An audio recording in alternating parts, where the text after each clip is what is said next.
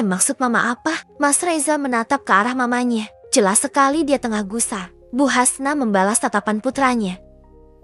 Kamu pasti sudah mendengar dengan jelas. Reza, mama mau menjadikan Anis sebagai anak mama, jawabnya kemudian. Gak bisa begitu dong, Ma, sahut Mas Reza lagi. Anis itu cuma orang lain, bagimu orang lain. Tapi bagi mama, dia sudah seperti putri mama. Aku mengatupkan bibir mendengar ucapan Bu Hasna. Hatiku bergetar, air mataku hampir tak bisa kutahan. Kali ini bukan karena sedih Mas Reza akan menceraikanku, melainkan karena mendengar ucapan mama mertuaku.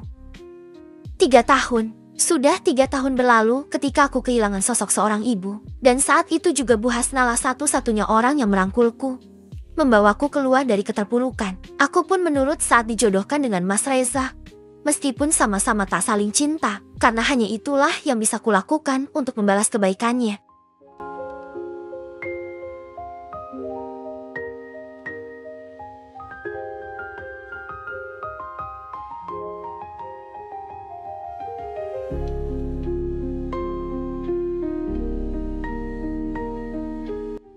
Anis, aku kaget dan tersentak dari lamunan ketika tiba-tiba Mas Reza memanggil namaku dengan nada suara tinggi. Apa yang sudah kamu lakukan pada mamaku? Tanyanya dengan mata tajam. Selama menikah dengannya, baru kali ini dia menatapku setajam itu. Demi seorang wanita yang dicintainya. Apa maksudmu? Mas, aku balik bertanya. Kamu pasti sudah lama merencanakan semua ini. Kan, kamu tahu sejak lama tentang hubunganku dengan Rara. Jadi kamu menghasut mama agar membenciku. Apa, jadi Anis tahu tentang hubungan kamu dengan perempuan itu sejak lama? Bu Hasna menyela ucapan Mas Reza. Mas Reza terlihat gelagapan seketika. Bu Hasna seketika mendekat ke arahku, lalu memegang kedua pundakku dengan kedua tangan.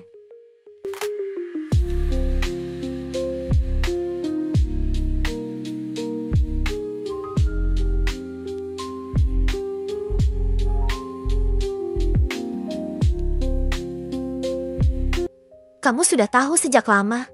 Anis, kedua mata mama mertua terlihat berkaca-kaca ketika menatapku. Aku lagi-lagi menelan saliva, lalu mengangguk pelan.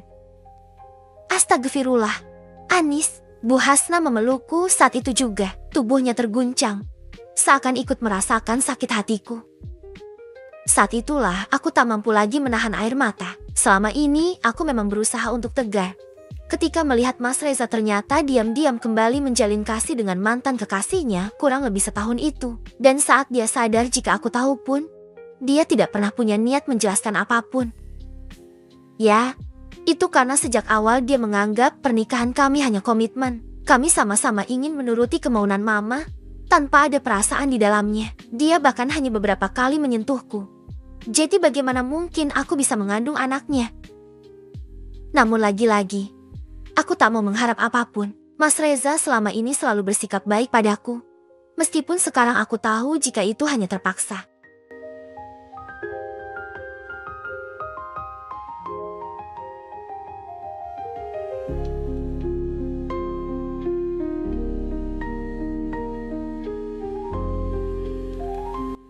Maafkan mama.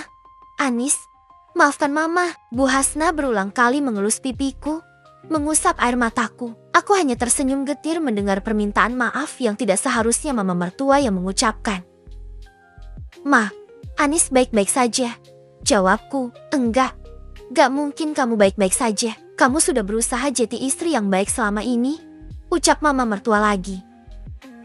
Sialnya, itu memang benar. Selama 3 tahun ini, aku sudah berusaha menjadi istri yang baik. Saat pertama kali Mas Reza menyentuhku setelah menikah, aku sudah benar-benar menyerahkan hidupku padanya. Lambat laun aku mulai mencintainya. Hingga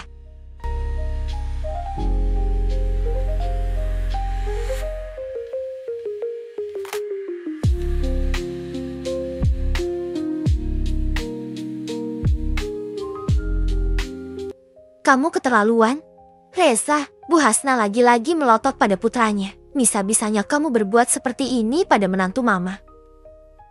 Ma, please lah, mama tahu sendiri. Kalau sejak awal aku memang gak cinta sama Anis. Mas Reza mempertegas ucapannya lagi. Anis istri yang baik, Reza, tapi bagiku Rara lebih baik. Ma, kamu yakin setelah menikah dengannya, dia bisa lebih baik dari Anis? Sudah jelas dong.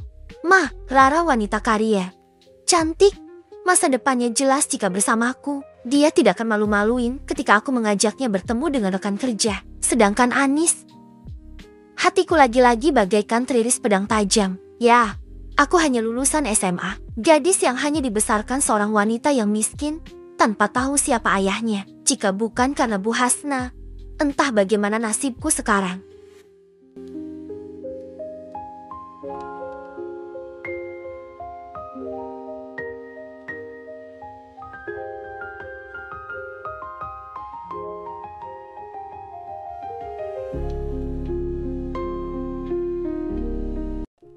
Cantik, Anis bisa jauh lebih cantik kalau dia mau berdandan. Dan Mama juga bisa menjadikan Anis wanita karier yang jauh lebih sukses dari wanita itu. Bu Hasna mengangkat jarinya, langsung menunjuk ke arah Rara.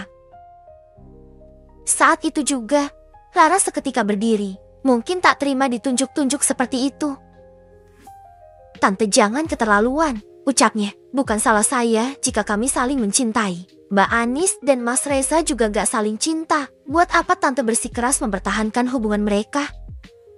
Lalu jikapun Reza dan Anis berpisah, kamu pikir saya akan menerima wanita murahan seperti kamu sebagai menantu? Bu Hasna semakin menantang ucapan Rara. Tante, aku ini wanita berpendidikan. Yang murahan itu menantu Tante. Tidak ada wanita berpendidikan yang merebut suami orang. Kali ini wajah Rara merah padam, seperti menahan tangis. Dia kemudian menatap ke arah Mas Reza, seperti mau merengek.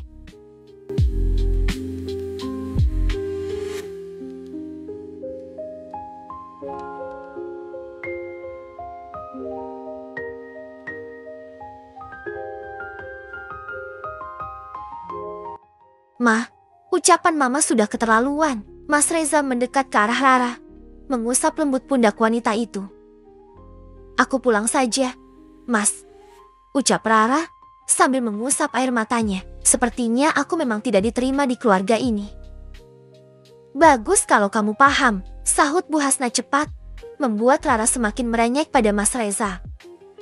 Ma, Mas Reza menatap ke arah mamanya lagi. Keputusanku sudah bulat. Ma, aku akan tetap menceraikan Anis dan menikahi Rara. Menantu Mama cuma Anis. Mama tidak akan mengakui siapapun lagi selain dia. Ucapan Mama semakin lantang. Sudahlah, Mas, aku mau pulang. Rara melepaskan diri dari Mas Reza. Lalu dengan langkah setengah terhentak dia berjalan meninggalkan ruang makan. Sayang, tunggu. Mas Reza bergegas mengejar wanitanya. Bagus, kejar dia. Reza, Bu Hasna lagi-lagi berucap lantang. Kamu harus ingat, perusahaan tempatmu bekerja juga milik Mama. Semua aset masih atas nama Mama. Mama mau lihat, apa wanita itu masih mau menerimamu jika kamu jadi laki-laki kere yang gak punya apa-apa.